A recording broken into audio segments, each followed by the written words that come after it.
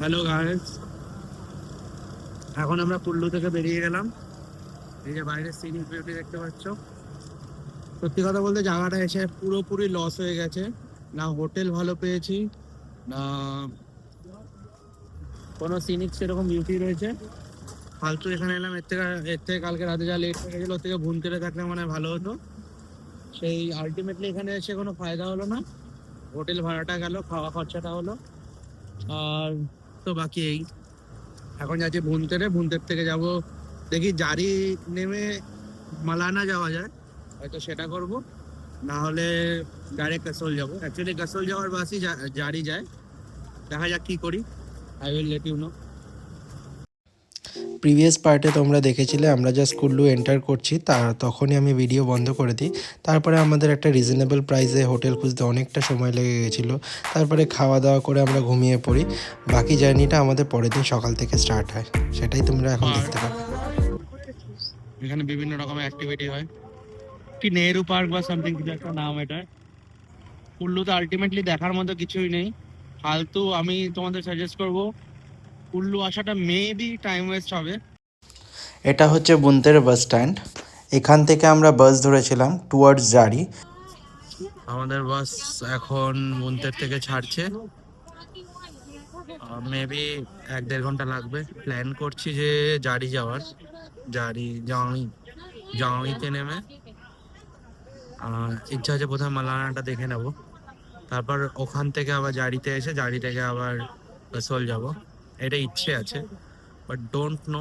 Timing এর উপর depend করছে। আমরা যদি সব থেকে ভালো হতো 7টার সময় রুম থেকে বেরোতে পারতাম, that will be fine. But কিছু কিছু মানুষের জন্য জাগার পরেও আবার ঘুমিয়ে পড়তে হয় guys. So sorry, let's see can I do. ইংরেজিতে একটা কথা আছে, journey gives us more happiness than the destination. So এই কথাটা দিয়েই আমি নিজেকে রেকটিফাই করে নিতে চাই। এর আগে আমি বহুবার বললাম যে কুল্লুতে আসাটা ওয়ার্থ ইট হয়নি, কিন্তু সত্যি কথা বলতে কি, কুল্লুতে না এসে হয়তো আমরা ভুনতেরে থাকতে পারতাম, তাহলে হয়তো আমাদের জন্য সেটা প্রচণ্ড হেল্পফুল হতো। বাট সত্যি কথা, জার্নিটা এত সুন্দর ছিল না। সো এখন যখন আমি বাড়িতে এসে সেগুলো রিয়েলাইজ করছি আর তারপরে আমি ফুটেজগুলো দেখছি, তো আমার সত্যি বলাটা উচিত হয়নি যে কুল্লুটা ভালো না বা কিছু। আর কুল্লু তো একটা ডিস্ট্রিক্ট না, অসম্ভব সুন্দর। এই তোমরা দেখতে পাচ্ছ বিএস রিভারের পাশ দিয়ে আমরা যাচ্ছি। আর আমার পাহাড়ের এক্সপিরিয়েন্সও যেহেতু খুব একটা বেশি নয়, সেহেতু এই মাউন্টেন রেঞ্জটা দেখে তো আমি লিটারালি মনে হচ্ছে স্বর্গে চলে এসেছি। এত সুন্দর মাউন্টেন রেঞ্জ আমি হয়তো আমার হোল লাইফে কোনোদিনও দেখিনি।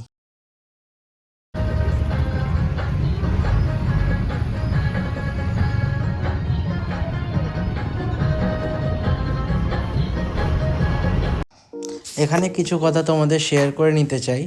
বেসিক্যালি আমি হয়তো বলেছি কুল্লু যাওয়াটা হয়তো আমাদের ওয়ার্থ ইট হয়নি, বাট কুল্লু যদি মেবি সেই রাতে আমরা না পৌঁছাতাম, তাহলে হয়তো আমরা এই বুনতের থেকে জারি থেকে মালানা বা কাসল এই জায়গাগুলো রিচ করতে পারতাম না।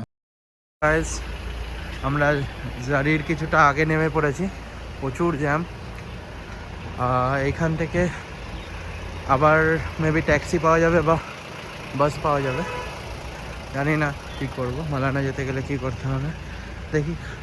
একটা হোটেল পেলে, সকাল থেকে চা খাইনি, একটু চা খাবো। আর একটা হোটেল পেলে তাকে জিজ্ঞেস করলে সে গাইড করে দেবে। যা হবে আপডেট করব। আমরা জারি থেকে এখন একটা 4 হুইলারে উঠলাম। এখানে একদম ফিক্সড রেট বলছে, 600 টাকা নিল। তো এ ছাড়বে হচ্ছে কি একটা ড্যামের কাছে। ওখান থেকে বলছে যে গাড়ি পাওয়া যাবে 1000 টাকা। তো আর যদি শেয়ারিংয়ে যাও তাহলে একটা ইয়ে আছে, শেয়ারিংয়ের জন্য অনেকক্ষণ ওয়েট করতে হবে। ওই শেয়ারিংয়ের গাড়ি আবার যেখানে নামাবে সেখান থেকে অলমোস্ট 1 ঘন্টা ট্রেকিং। বাকি নেচার্স তো খুব সুন্দর, এরকম ভিউ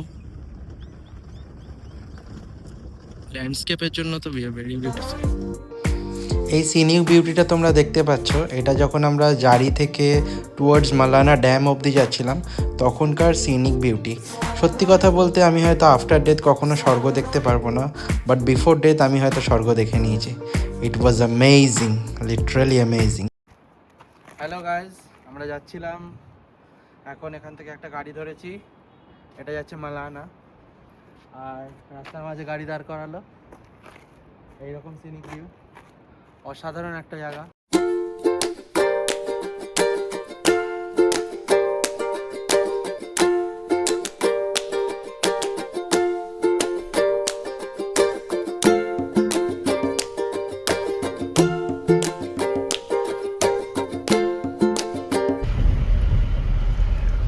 আমরা মালানা অলমোস্ট পৌঁছে গেছি।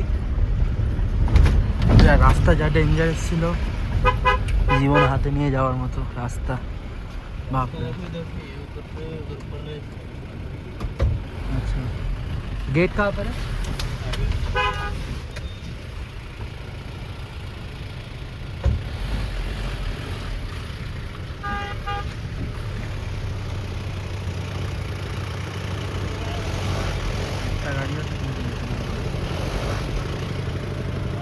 वही पास देखছিলাম।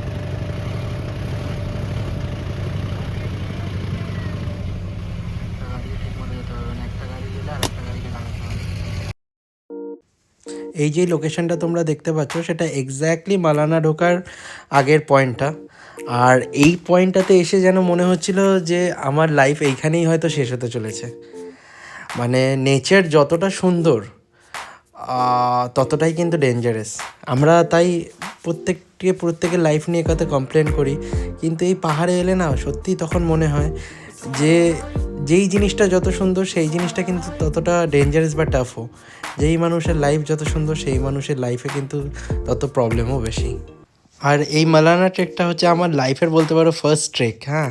আর আমার একটুখানি অ্যাক্রোফোবিয়া রয়েছে। সো এই ট্রেকটা যে আমি কিভাবে করেছি সেটা শুধুমাত্র আমি জানি, আর আমার সাথে যে ছিল সেই জানে।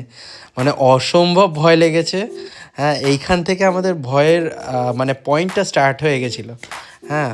বাকি তো সিনিক বিউটি অসাধারণ, সেটা আশা করি তোমরা দেখতেই পেয়েছো। এরপরে আমি কিভাবে ট্রেক করে মালানা ভিলেজে এন্টার করছি সেটা দেখতে পাবে। মালানা ভিলেজে চলে এসেছি। তো এখানে বিভিন্ন জিনিস টাচ করার রেস্ট্রিকশন রয়েছে। এইখান থেকে এন্ট্রি রেস্ট্রিকশন রয়েছে, কোনো কিছু টাচ করতে পারবে না। দেখা যাক কী হয়।